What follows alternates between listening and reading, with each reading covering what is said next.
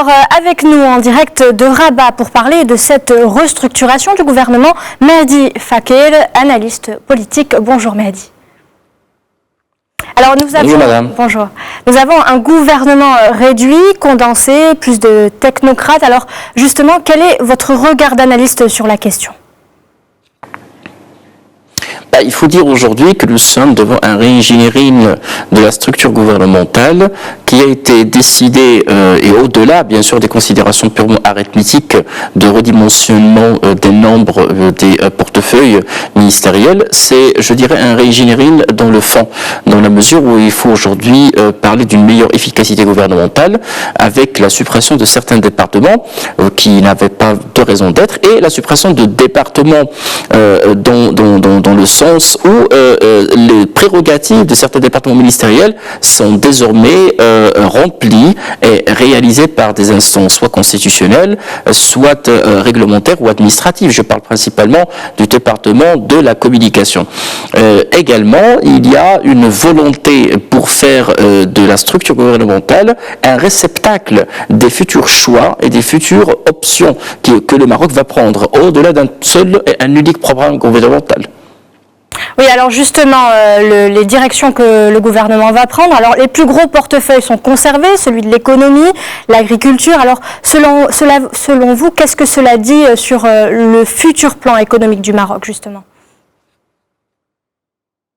Il faut savoir qu'aujourd'hui, nous parlons d'un exécutif qui ne tardera pas à communiquer sur son programme gouvernemental, avec une marge de manœuvre en termes de temps matériel qui est relativement réduite, parce qu'il reste pas beaucoup de temps pour la clôture et la fin de l'achèvement du mandat actuel.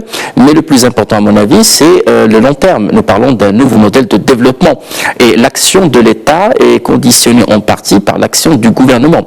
Donc, au-delà d'un programme gouvernemental et des politiques sectorielles qui ont été déjà initiés et continueraient certainement à être exécutés et réalisés, il y a certainement, et le plus important, cette efficacité opérationnelle et cette synergie entre les différents départements ministériels pour la réalisation et la consécration des choix du Maroc, au-delà de l'actuel mandat. Donc c'est un réingéniering qui prépare bien sûr le court et le moyen terme, mais c'est surtout l'avenir. Comme vous le savez, les rapports de la Cour des comptes ont mis en évidence à notre reprise des problématiques d'inefficacité opérationnelle liées principalement à des problématiques d'opacité en ce qui concerne les prérogatives de certains départements ministériels.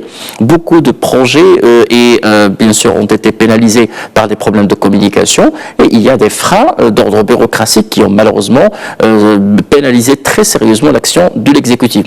Ce redimensionnement, il a pour objectif de maintenir une architecture, je dirais, type, parce que nous parlons toujours du ministère de l'Agriculture, parce que c'est un département qui est stratégique, mais lorsque vous parlez du ministère de l'Économie et des Finances en rattachant à ce ministère la réforme administrative, ça veut tout dire, parce que ce ministère-là dispose des moyens et de la marge de manœuvre pour réaliser cette réforme.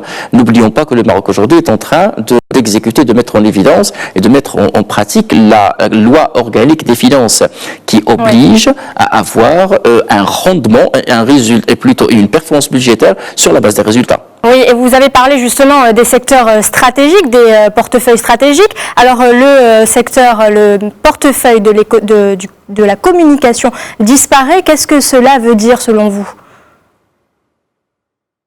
Cela veut dire tout simplement que c'est une revue de la philosophie de la gestion gouvernementale et de l'exécutif. Comme vous le savez, les démocraties qui se respectent décident toujours de réaffecter les prérogatives en fonction au-delà bien sûr de l'intérêt gouvernemental, en fonction de ce qui est prévu par la Constitution, de ce qui est prévu également par les lois qui sont bel et bien votées par l'institution parlementaire. Alors lorsque je vois pour la communication, qui est déjà la AK, qui est déjà des instances qui régissent le journalisme et qui régissent également bien sûr la publication. Ceci veut dire tout simplement que c'est un secteur qui est déjà bien réglementé, bien cadré et qu'un tel département ministériel n'a plus de raison d'être. Il faut s'attendre à des changements de ce type à l'avenir et je parle principalement du tourisme dans la mesure où nous avons déjà un office qui remplit cette fonction. Nous avons des centres régionaux de tourisme qui remplissent cette fonction et qu'aujourd'hui aujourd'hui, mettre le tout sous la tutelle d'un ministère ou d'un département ministériel, c'est très pénalisant et pour l'action, bien sûr, de ce département, de ce champ d'activité. Et un dernier point, si vous le permettez bien, c'est la disparition également du département de l'investissement. Il ne faut pas l'oublier également. Aujourd'hui, on aura l'occasion d'en reparler.